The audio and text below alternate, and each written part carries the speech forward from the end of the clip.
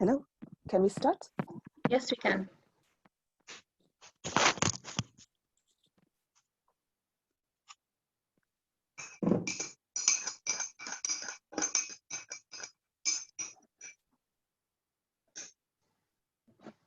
Angela, we're good to go.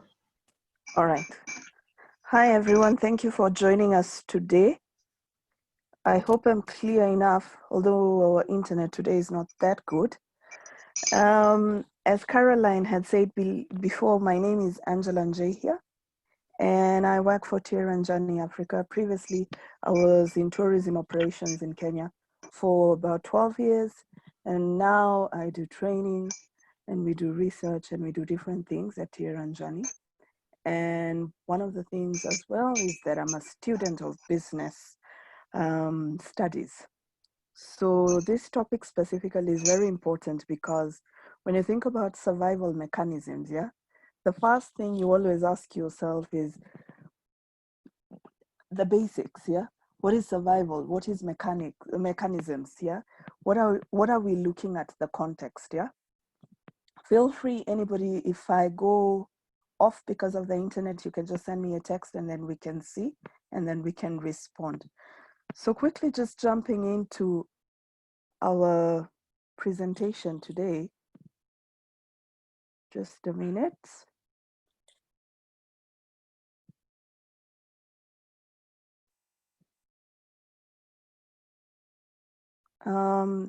As I take you through that, when you hear the word survival, what usually comes in mind? Yeah. When you think of survival, you think of the next day. Just a minute. Caroline, for some reason, the slides won't go to the next slide.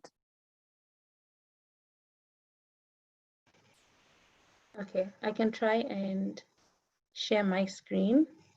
Give me 1 second.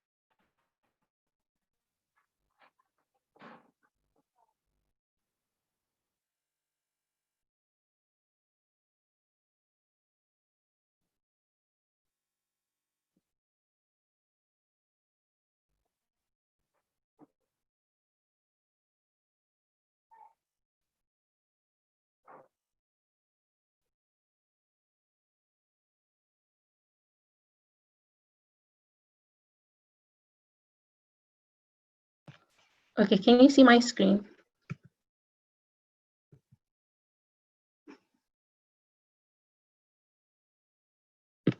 Yes, Caroline, I can see your screen. So you will be our control panel. Okay. So as we begin and we just go back to where we were in the beginning, I was basically saying when you think about survival mechanisms, yeah, the first thing when you think about survival, I always tend to associate it with war or soldiers who have gone out for a battle. And ideally what goes on in their heads, yeah? So basically in tourism businesses, what we've seen for the last few weeks with the pandemic is basically us being in a war. Yeah, we are all, you can actually call it a war because one thing is that there's so many uncertainties. You cannot tell what is the next step. Yeah, we're all trying to figure out which move should I make and which one will be the right one to ensure that at the end of all of this, my business is still running. Yeah. Caroline, you'll help us to move to the next slide. So to start, just looking at the screen, this is something I always like to use. Like I started saying, I'm a business student. And one of the things is that when you're trying to navigate yourself through a business and you've been used to, this is the normal, and this is how we go about things. And then all of a sudden things change, yeah? You need bearing, yeah? So I like to read this out, and maybe as we go through the presentation, we can probably just look at it and try and see what basically Peter, the person who I've quoted, was saying this, yeah? Objectives can be compared to a compass bearing by which a ship navigates. A compass bearing is firm, but in actual navigation, a ship may veer off its course for many miles. Without a compass bearing, a ship would neither find its port nor be able to estimate the time required to get there. So Caroline, keep moving to the next slide. The thing is, you've got to ask yourself, because now I'm in a threat, I didn't expect it. I'm required to build a crisis plan. I'm required to have a strategy for communication. I'm required to have a business strategy. What is the way forward, yeah? So we'll simply go through, I always like to go through the basics before I jump into the textbook, and then now bring it to reality on what we are facing as tourism and travel businesses. So we'll simply go through an introduction. We will understand the threat in a different metrics. Last time, for all those of you who joined us for the communications training, I introduced what we call the uncertainty matrix. And the uncertainty matrix was looking at the knowns, the unknowns, you know, the knowns, the unknown knowns, those that you don't even know that will happen. And then we also spoke about different phases of Corona and how you should be communicating. So basically, as one of the survival mechanisms is that you need to understand the threat and plan accordingly towards the threat. And for each phase, you need to be able to relate to what is happening and how you respond as a business. So we will understand the threat, we will look at strategic planning in crisis, and we'll also join, like I said, we will do a little bit of textbook to try and understand the mechanisms of survival, basically of corporate survival.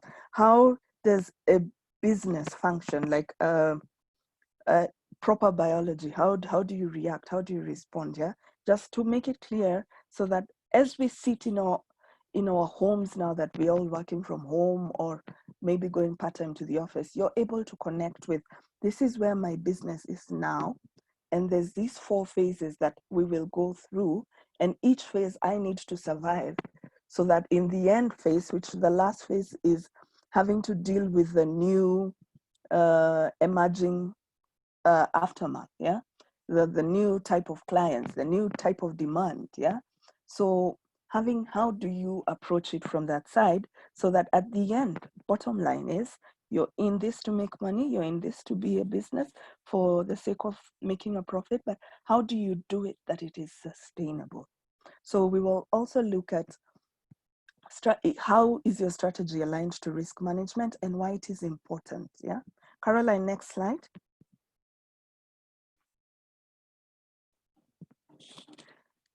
So if we're looking at the background and we're talking survival mechanisms, basically survival mechanisms are a way of protecting your business from threats through an established process. So basically it is not guesswork.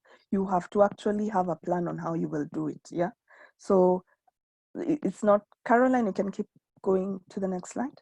So survival mechanisms basically is a process in which you do business that is well understood. And this process, you can go back to the previous slide. This process we're talking about is what we call a business strategy. One of the biggest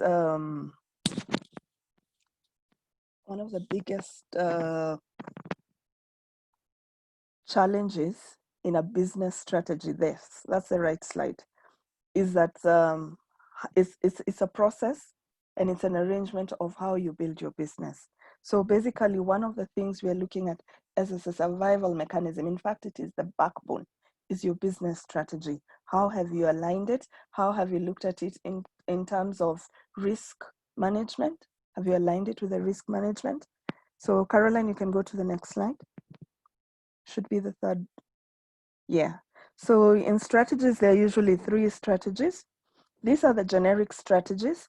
And the first one is cost leadership strategy. Basically, this is where a firm says, I'll be a low carrier airline. I'll be a budget. You know, your factor, what determines how you run your business or your profit margins is that you want to be known as the, you know, you're using cost, yeah, to be what you are, yeah. And then the second one is differentiation strategy. This is now the strategy where you look at and you say, what do I want to make me stand out? What will make me be different? Basically, as simple as that. It can be an emphasis on how you advertise. It can be your design. It can be service. It can be quality. It can actually even be new products, yeah? And as we go through these 3 strategies, I want you to think about how will you make yourself different? We've heard talks of there'll be more people looking into domestic and regional tourism. How will that affect your cost strategy? And then lastly, also focus. Focus strategies basically are strategies that focus on a specific thing, yeah, like a niche. And you can say, I only deal with maybe millennials. Even millennials is even a bigger cluster nowadays because that's the majority of our travelers, yeah. But you can look at something and you say, this is going to be my niche, basically. There are people who have said sustainable products, yeah, products that consider the green effect are going to be their niche. So you build your strategy as a focus strategy. So there can be 3 different strategies: cost, differentiation, or focus. Caroline, help us to the next slide. So when you look at business survival classifications, yeah, what is a threat? Why do you want to survive? So usually there are 3 main reasons why a business wants to survive. Number 1 is obviously objectivity. Why did I start a business? To make money, and for me to make money, I need to survive. The second one, what you need to survive, is competition. And in these times, I want us to think about competition, rivalry between companies in the mindset of that everybody is now looking to a restart. Everybody is looking to reboot and come out at the top. Yeah. So competition is only going to get tougher. It's going to be more aggressive. You're going to see people wanting to be different from the rest. So when you look at the different types of survival classifications, there's objectivity, competition, and the obvious one that we're all facing right now is the crisis. Crisis usually is, of course, referred to as an unplanned situation. If you call it something that suddenly just comes up, and it means that in the event of a threat, then what basically, yeah. So when you look at the classifications, those are the 3 main ones that we would look at now, because these are the 3, they're different classifications, but these 3 actually define the current situation we are in. You want to keep your business running for profitability. There's a threat of competition that's going to be changing. And this will also see in the 4th phase, as we had previously discussed about the 4 phases of Corona. And then you will see the crisis as well as a threat. Caroline, next slide, please. So when you're understanding that threat, you already know there's these 3 things, and if I don't watch out, these three things could be the reason why I go down. So there's usually 5 types of crises. There's the financial crisis, which of course usually comes as a result as the 5th or the 4th or the 3rd or the 2nd. Because once you go into a financial crisis, then obviously you shut down. There's personnel crisis. Personnel crisis is something that we'll probably look at when we start looking at and through the series, and we'll dive deeper into understanding our workforce. because once we had a crisis, when this all started, in March, most African countries were doing crisis management. Crisis management meant dealing with what? Your expenditure, cutting down your expenditure. One of the things that most of us did in the tourism industry was personnel. But we also have to look at, there will be a crisis after all of this, because what happens when business comes back? We have to go back and get this staff and say, can you come back? Yeah. So there's personnel crisis, there's organizational crisis. And then this organizational is when you have wronged the consumers. And then technological is like what happened earlier on. I'm trying to load my slides and they can't, so we had to get Caroline to sort that out. And then the last one is natural crisis, of course, like what is going on right now with COVID. Nobody has planned for it. You don't know when it's going to happen, and boom, it hits. And you have to deal with it and you have to handle it.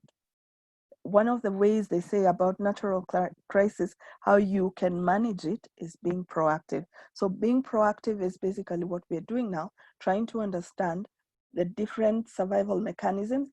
That means business strategy and how we align our strategies to the risk management. And then when we align our strategies to the risk management, then it makes it easier for us to anticipate or even proactively see the possibilities of how our business will be shaped in the next coming months and also in the next coming years.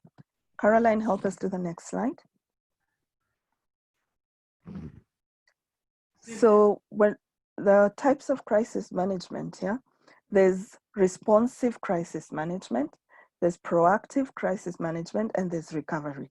Responsive crisis management is when a crisis hits your business and you respond to it, basically, you react. Then proactive is when now we already know that we've all been told there's phase 1, phase 2, phase 3, phase 4 of Corona, yeah? And if there are these different phases, what do I expect? So you'll have thought of the future, tried to anticipate what will be coming, and then you plan towards that with that anticipation in mind. And then recovery is when this thing has already happened, so what do we do, yeah, in these circumstances? Caroline, on to the next slide. So now we jump into what I usually call the textbook context of survival mechanisms. And I'd like to introduce a concept that was developed by Harvard Business Review. And the concept is that businesses operate like biology. Yeah, if you do something, there's a reaction, and onto the reaction. Caroline, could you move to the next slide? I think the visual will be better. So basically what we're talking about is that there's a local interaction, and this local interaction among agents usually is in the first circle, and that usually is within, you know, what we were doing in March, the survival. Is it cutting down on staff? Is it making them go on paid leave so we reduce our expenses? Then there'll be an emergence, and then there's feedback, and then this now moves into the greater circle, which we are now looking at as tourism sector, the tourism industry. Now you move from situation like now, from Kenya situation alone, and we're looking further into Ghana and across Africa. And then the third looks at beyond, what impact is beyond, and then what is the emergence, and then what is the feedback. Caroline, next slide.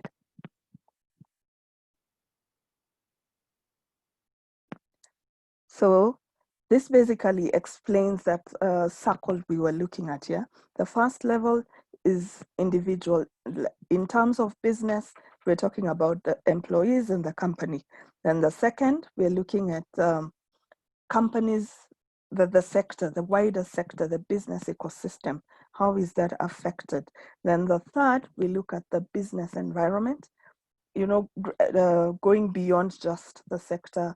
What will happen? We've always said tourism is an industry that feeds into other sectors. You've got agriculture, you've got IT. So how does all this overlap? and how does it affect? And then the process of now reacting. Caroline? So basically the question we ask ourselves is that, is your business strategy aligned to your risk management? Most of us have been called to restart, reboot, rethink, redesign, re-engineering, all our strategies. Basically, you're starting from scratch. Now, my appeal to you is that when you're building your business strategy from now henceforth, yeah, assuming that everybody is not just taking what they had and reviewing it, but they're actually considering starting afresh. What can I do that will make me survive? Because the long-term goal, of course, going back to the three, we have said we've already assessed that our three key competition spaces would be the competitive, that the threats would be competition, would be the crisis, and the objectivity, obviously. Yeah. So if you look at that, Caroline, you can move to the next slide. If you're looking at business strategy, how does different risk environments call for different approaches? How do you sit and say, we're not saying there's going to be another corona, but we're already seeing in the news that we're being told that there's a possibility of a second wave. How would you react? How would your strategy react? Yeah. How would you respond rather? Yeah. So if you look at, I'd like to actually take us down further in the interest of time, and you look at the expect surprise, but reduce uncertainty. So when you're building your strategy, yeah, you want to avoid that discontinuity risk. Yeah, the first one when we spoke about objectivity, yeah, because you want to remain in business. So the business environment evolves abruptly. So you need to have thought when you're building your strategy, you expect surprise, but reduce uncertainty. Another one is that if you look at, you foster trust and reciprocity, act in ways that benefit other participants in the overall system. That means that the rejection risk will be minimal. Yeah. So if you match, when these different risks kind of give you an outlook or a business perspective of the different risks that are there, so that when you're building this strategy, you're thinking, if I'm looking at,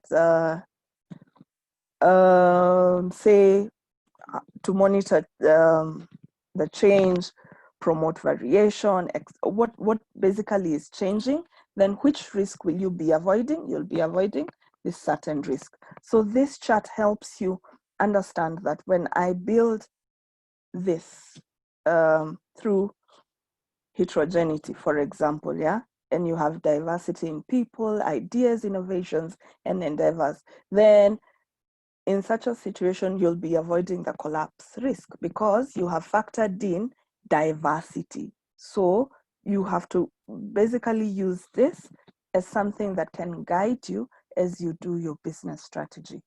Caroline, next slide.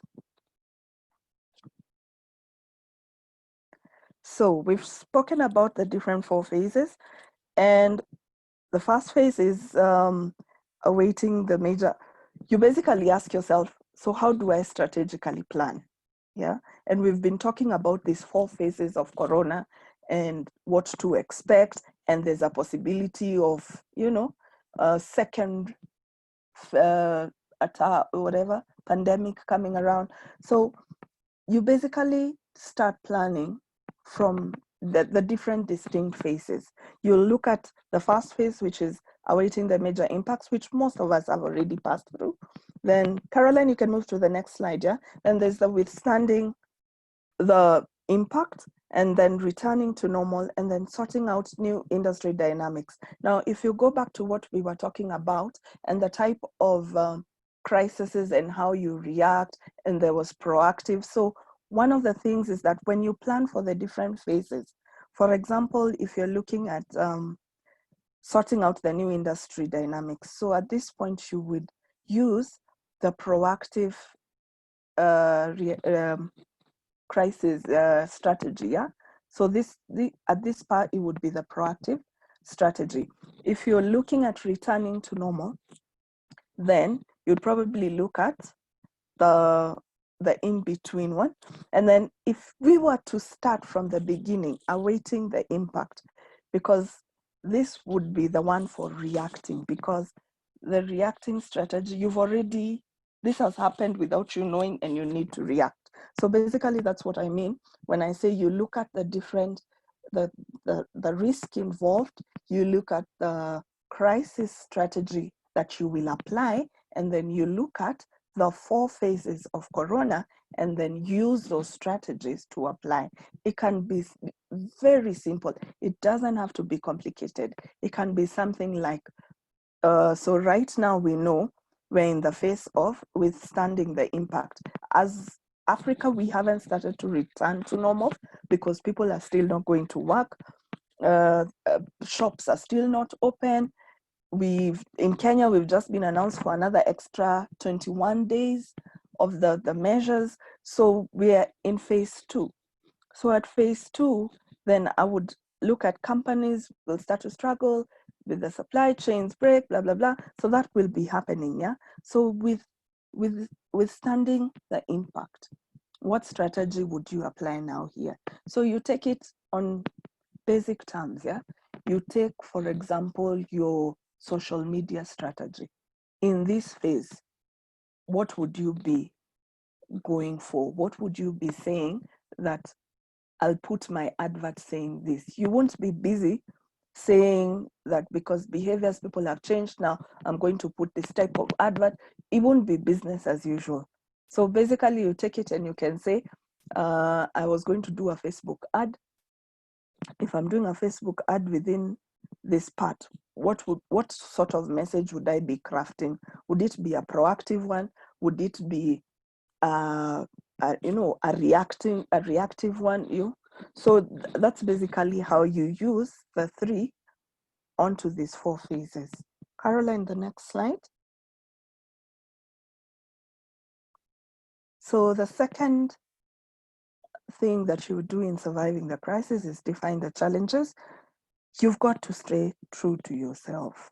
Yeah, it's important to react and do things, but be precise about the challenges that you're about to address. I think last week somebody asked me, I'm in the travel business, there's no travel. So you've got to really sit and think, so this is my challenges right now. Yeah. And then number 3, you would move into, if these are my challenges, then what are the options? Yeah.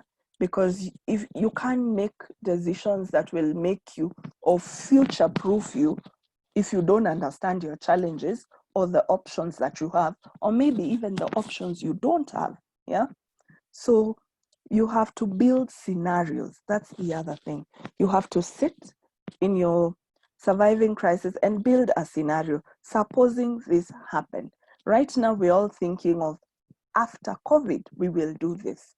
And then we wake up in the news and we hear there could be a second wave of COVID. Then what happens? So have we thought about building a scenario for beyond 2020, beyond 2021? Yeah.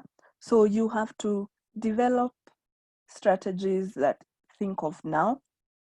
You can use the textbook sense that we've just gone through about how people react and think, if I do this reaction, if I do this as a business owner, this will affect my employees this way, and it will affect the greater supply chain that way. So that means I need to rethink how I react in full.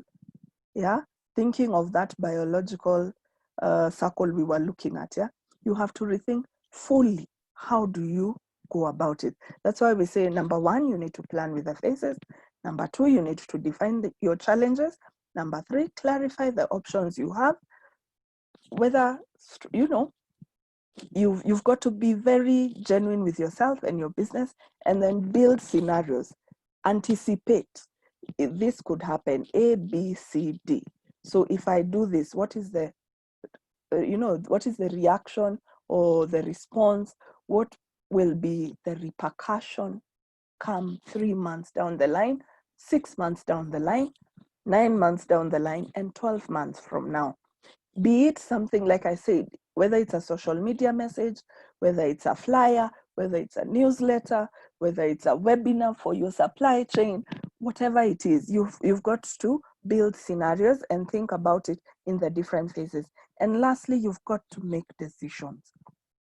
One thing I've seen is that there are people who are still saying, let's wait and see, which is not bad, but you have to act, and you have to act fast. If you've been saying, I need to redesign my strategy, I need to redesign the products that I offer, I understand that statistics are saying that in the next few months, say 6 to 9 months, I should expect to sell to the domestic market and possibly the regional market before I can actually start getting to travelers or selling tourism to travelers from, say, Europe. Yeah. So that means you need to develop your products now. Yeah. In anticipation of the different phases and what will happen. So you've got to make the decision now and avoid that pushing it forward. Yeah. Because if you keep pushing it forward and the situation is fluid. Yeah. So what is now is not what will be. Last week, we knew we would finish our 21 days, but there was a possibility of government extending the lockdowns, everything. So if you had planned for that, then it doesn't come as a surprise. If you have a communication plan or a marketing plan, how are you still communicating? Yeah. So you have a process. Caroline, next slide. So, like I said last time, I'm always told that when we train people to win, but we never tell them why there's a possibility they won't win. So we always try to look at what are the things that would make you not get to your goal. One of those things is that we actually narrowed it down to 4 traps. We call them traps because a trap is where you get held and you can't move on. So we call them 4 hazardous traps that can make you not get to your goal when you're planning. And one of those is fuzzy objectives. Like I said, now is the time to restart. Now is the time to reboot. We've all had that. Yeah. You cannot take what was your strategy in January and expect it to continue working now because the game has changed. Yeah. All the guys, I said we're in a land where, or rather in a world where there's no longer the big fish or the small fish. It's a flat ground. Yeah. So we're all determining what will be next. So you have to avoid fuzzy objectives. You have to genuinely and clearly call to act and say, this will be my objectives. Yeah. Then the other thing is avoid no scenarios. Stop working and putting it as at a blanket. UNWTO has said 20 to 30% people will probably lose their jobs. Yeah, it's an insight, but what does it mean in your context? Because like now we have so many companies who have logged in here. Each individual company has their own objectives and each of them is different. I can tell you one that we all have in common is that we all want to survive. Yeah.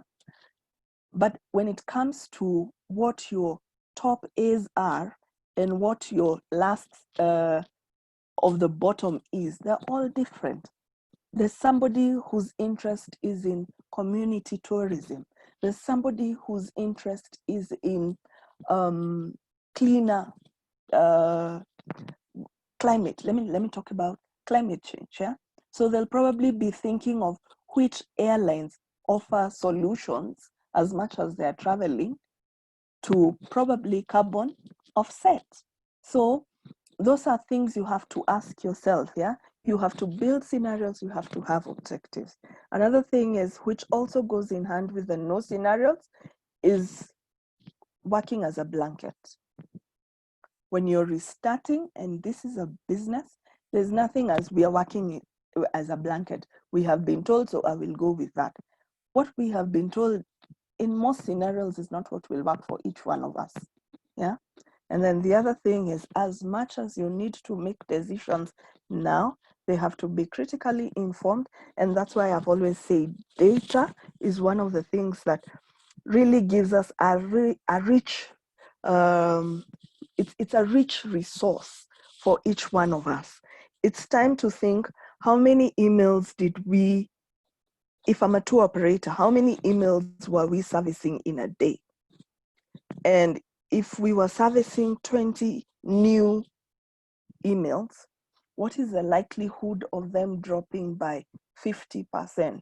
So in terms of my office, yeah, we've heard that tourism will probably drop by 50% by end of December. So what does that mean in my context, yeah? So what decision do I need to make? Yeah, if I go right now and say I have fired all my staff for the next 6 months, and then we have been told that tourism, we expect this number of inquiries. So what is the likelihood? So basically, it is important to look at the data. Data informs you so much. If you never used to look and do analysis of how many inquiries do you respond to, how many inquiries do you get feedback from the clients? Because now you'll also start to see your loopholes. So data is very important for each one of us. And because now most of us are thinking of what should I do? One of the things I'd tell you is go back to your data. Which countries were buying the most from you? Translating to what is your specific number one country. Another one I've always said, we all have websites. Do we look at our Google Insights data? That automatically tells you even now who's still coming onto your website. Because yes, we've been told that tourism will be more domestic and it will be more regional, but will that also apply to you? If you're talking about travel, how does that reflect onto your website data? And all these are systems that are actually free for us, and we can actually use them to just sieve through to give us a bit more of insight about our businesses. Caroline, on to the next slide.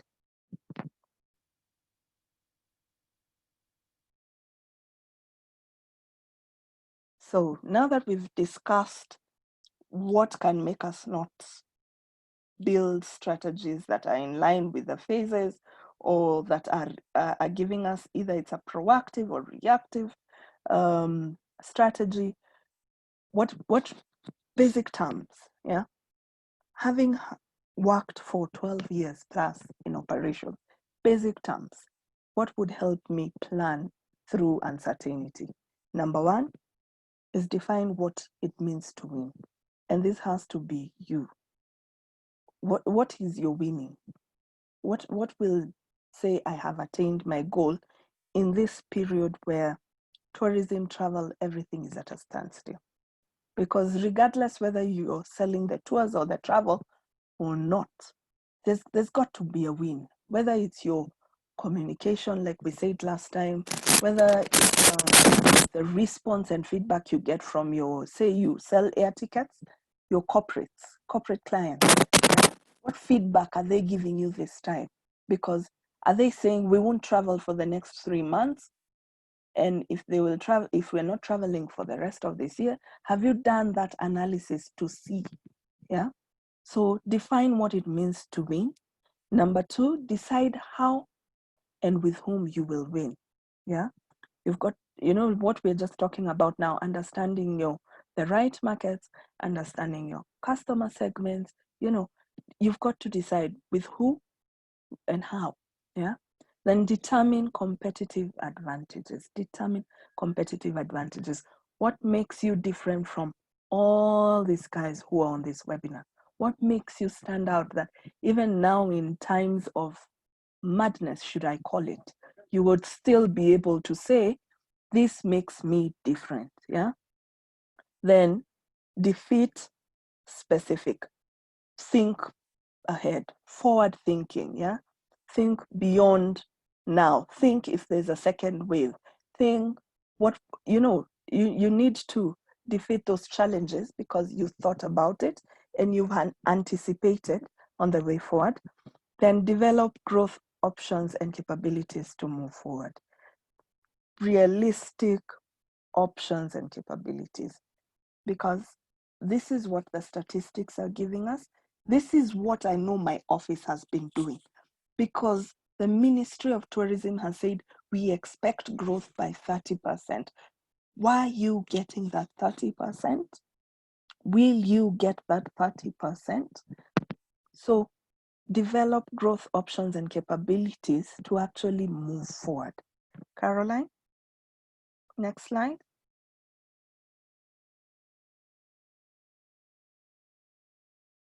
So in summary, and just putting it out of the textbooks, out of the very many things,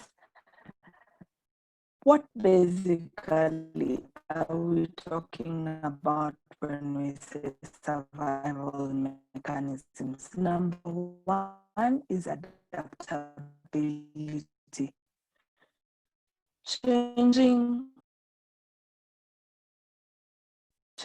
systems call for people to be able to, with the time, to be able to say things are looking to, so I need to be able to of strategy.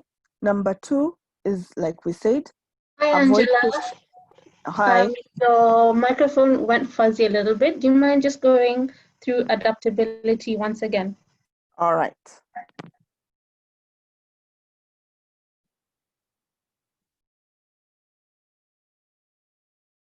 So I'll take it back from survival mechanisms. In very simple words, we've spoken about the biology of corporate survival. We've spoken about the different strategies and responses to crisis and threats. In simple terms, number one, we are saying that all our businesses need to embrace adaptability. Yeah, we need to be able to say that, yes, I was selling to this market, but in the long term, what can I do to be able to still make a profit? Yeah, you need to be able to adapt with the different times. Number two is we need to make strategic moves now. Yeah, there's no waiting. Should I not? Do we think? Do I not? You've got to make strategic moves, especially for the business owners, the business managers right now. Yeah, this is a chance where you actually make strategic moves to actually determine your future. Then the second is the third rather is consistency.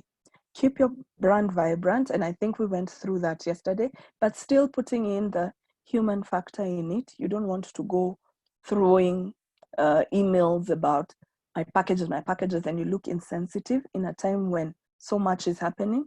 So you need to keep consistent.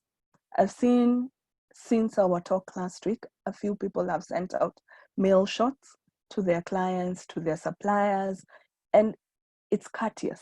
Yeah. So consistency is important, so that you don't look that you only go to them when you need something or when you want their money. Yes, we're in a business, but consistency makes people feel you were there even after it. Yeah.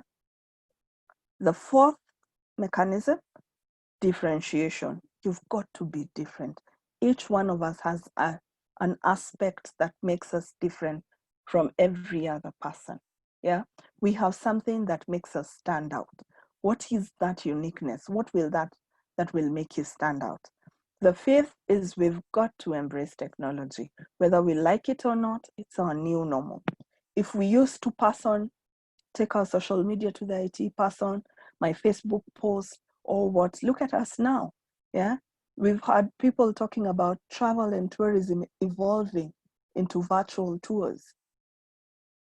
Is that a possibility for your company? So think about it. How can technology work for you now and influence your next the next 3-4 months, 5 years, whatever, as you plan your strategy? Creativity and innovation is one thing that is an obvious, because of course with the restarting, the redesigning, creativity and innovation must be there. And one that is a constant, whether we like it or not, is sustainability. If you're building your business strategy, you've got to align it with some sustainable goals. One of the biggest that we face in travel and tourism, climate change. Another is just think about our communities. How can we improve our communities? Yeah. And if you align it, this is something that really, it has a proven track record. Yeah. Sustainable, inclusive business models have a record of thriving. So if you're building your strategy, think about it in terms of how do I care? You know, the 3 P's of sustainability: the people, the planet, you know, for me to make actual profit. And like one of my friends usually says, profit would be the reward. As much as you're in it to make money, be in it to make money and to make the world a better place. Yeah, because there's somebody who said, Corona is just an awakening. Imagine what the climate crisis will do to us. Yeah, so people who are in the travel and tourism industry, we have to actually build our strategies using sustainable models. So Caroline, next slide.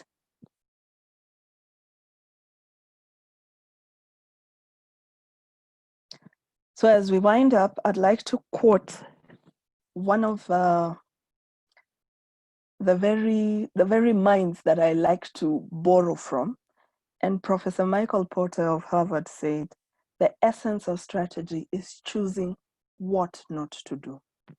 We have, I think in a day, we almost have 4 to 5 different webinars, different platforms telling us this is that, including us, yeah? But the essence of building your strategy is choosing what not to do.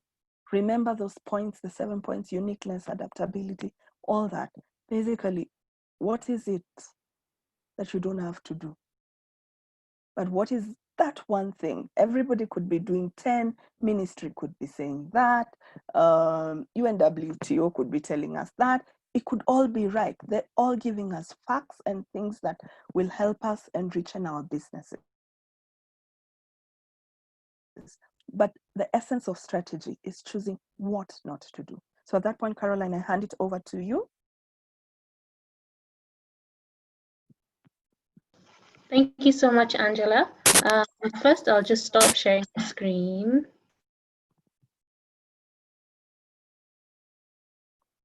Okay. Looks like I'm also going through the technological issues. Yeah, perfect. So thank you so much for sharing some ways that we can begin thinking about survival and what strategies, options of strategies that we have. So I'd like to open up to everyone. If someone has a question for Angela, please feel free to unmute your mic and ask. Or if your microphone is not working, you can also type on the chat option and then we can read it out and answer your question.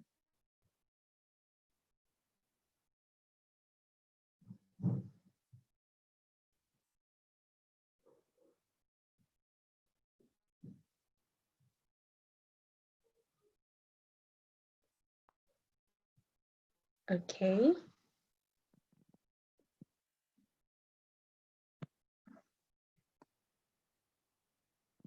Well, I have a question for everyone. Has anyone started reworking their business plans, or what strategies have they already taken to respond to the challenges that COVID has for your company?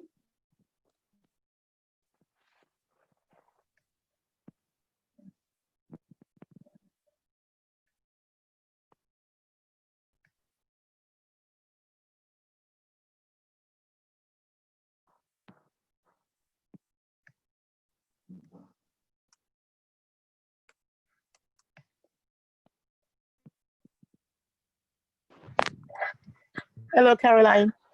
Hi, Bridget. Good to hear from you. How are you? Very fine. Nice to hear from you too. How are you doing? I'm hanging in there. Okay. I wanted to say it's really difficult to plan, at least for me, because you just are not sure what is going to happen. Um, if you can even guess in your own country, you are not sure what's happening with the other countries where your market is. So I have been thinking and, thinking a lot, but I haven't been able to start any major planning apart from, now diversifying a little to look at other things that I can do without necessarily having to send people somewhere or receive people from somewhere. So, I mean, I would just say we could all look at, you know, other innovative ways of making money, even under lockdown or partial restrictions or self-isolation, things you can do online. So then I find myself very wanting marketing online and, because I hadn't been doing the online sales. So just for us to look at all these possibilities, it's a little um, something I wanted to share.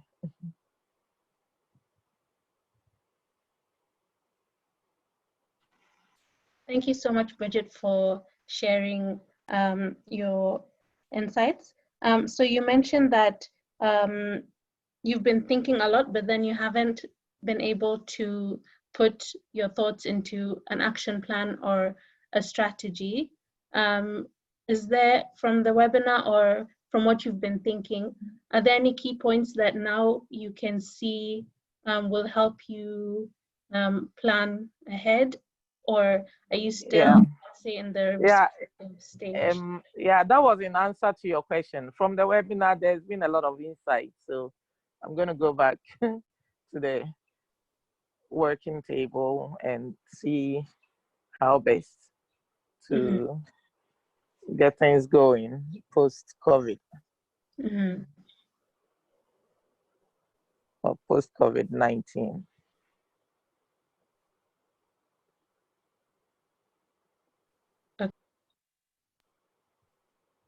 And then I see from Gabrielle, she is commenting that she's working on CSR to protect wildlife and support communities and to keep their guides employed and to also market Kenya as a destination.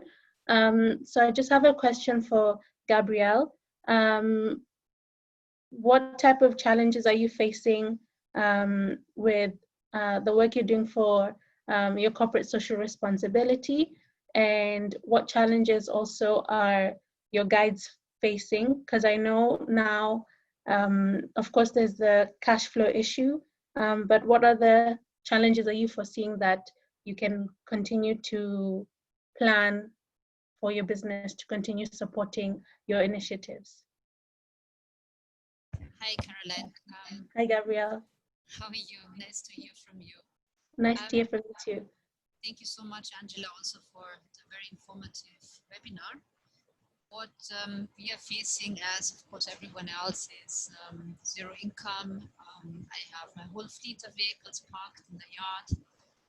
My guides are sitting at home idle at the moment, which is quite depressing for them and of course also for us. And none of us knows how long this situation will stay and continue until actually tourism will return. And I do predict it's going to be a number of months, if not longer than that. So I was thinking poaching maybe on the increase. Communities are struggling because parks and reserves can no longer support themselves due to lack of income. There's no tourism dollar supporting any of the communities that used to be supported through conservancies and also park fees. And this is really, I think, quite a desperate situation, as I truly worry about what we will sell tomorrow if, for example, our wildlife is poached or goes to bushmeat trade, and of course if communities can't survive. So I think the challenges are numerous, and I've been pondering for the last few weeks, what could we do to help all these problems?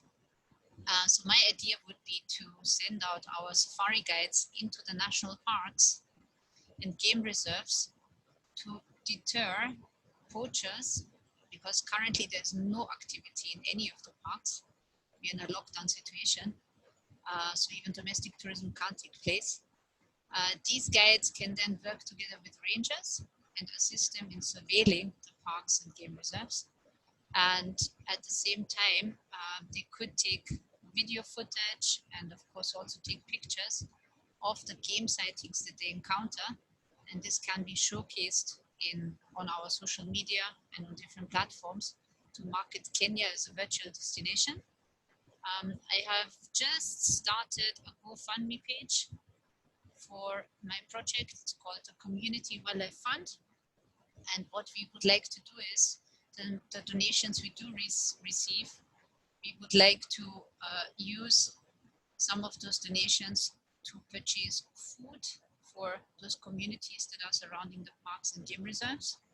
At the same time, perhaps even help with payment to rangers and wardens, and definitely to fund the guides' salaries and fuel costs and maintenance fees for the vehicles that we are sending out. And of course also data bundles for the transmission of the videos and photos. We are in touch with Safaricom to try and see if they can help us sponsor the project. I'm yet to hear from them, but I would like to roll this out on a larger scale eventually, and of course start it off on a small scale at the moment. This is not an income as such, but it is to help save what we have, which is our wildlife, our heritage, and of course also to support the communities. So that is my CSR project.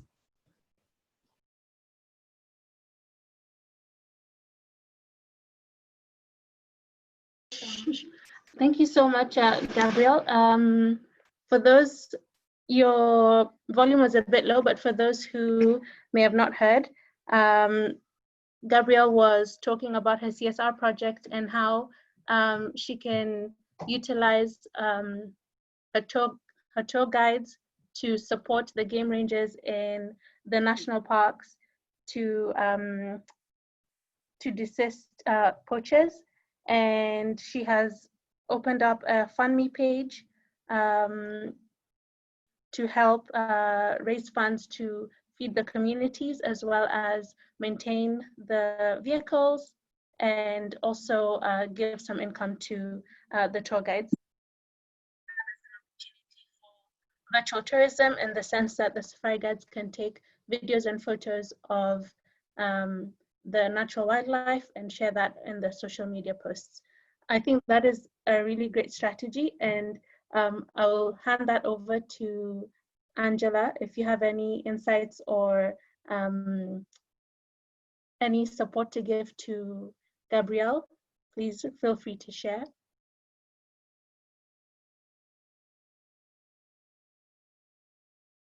I think I would want to actually commend Gabrielle for the work she's doing. I've seen what she's been doing. Gabrielle, that's very, very impressive. And I really hope that the rest can actually borrow a leaf from you and see what it is we can do. I come from the mind of thought that there's always something you can do. And I always like to refer to Wangari Maathai, yeah? the Kenyan environmentalist, yeah? And she once gave a story of the hummingbird. And I think, Caroline, you know this story very well, yeah? And basically from the story is that there's nothing we can't do. For those of us who don't know the story, in brief, there was a forest on fire, and the rest of the animals, like the elephant, because they've got the trunk, they could have easily just taken water from the river and poured, but they all just stood there. So the hummingbird said they'll pick water from the river, like a drop. You can imagine how small a bird is, moving across to try and put off the fire. So ideally, if we were mini birds, each one of us trying to do something, then there'll be something to salvage, yeah? And I think what Gabrielle is doing, it is brave. And we should really all just try and do something small to contribute to our guides. Like she's saying, think of how do we protect our conservation? What can I do now, yeah, that will make me and my business actually have contributed to good? Goes back to what I was saying at point number 7. When you're building all your strategies, you've got to think of the sustainable, inclusive part of it, yeah? Think of the communities like Gabrielle is doing. She's not just thinking about the profit factor, but she's also thinking about the conservation factor. She's thinking about the communities, her guides. She's thinking about the local people and trying to look for solutions that can actually better everyone in the process as well as her business. So Caroline, that's it for me. Over to you. Thank you, Angela. So I'm gonna quickly round up the webinar, but I can see that there are a few comments from Francisca and Cindy on the importance of embracing technology, because that will become the new normal following COVID. Nothing is going to go back to the way it was or business as usual, so we have to also keep that in mind. And Cindy is also highlighting the importance of doing a SWOT analysis and highlighting your strengths and the different ways you can use your strengths to diversify. Regarding this, I will work with Angela on maybe providing some templates on some of the strategies she was mentioning, the SWOT analysis, was it the unknown and unknowns, the uncertainties, the uncertainty matrix, and I think there were 2 others. So we'll try to give examples to assist you on how you can build your strategy on this, and then we'll reconvene next week for the next webinar and keep building in that way. So thank you all so much for giving us your time and your attention. And we hope that the webinar was very worthwhile for you. And we will see you next week. We will share the presentation slides, some examples, and the recording, so you can always go back to it. We're going to end the webinar now.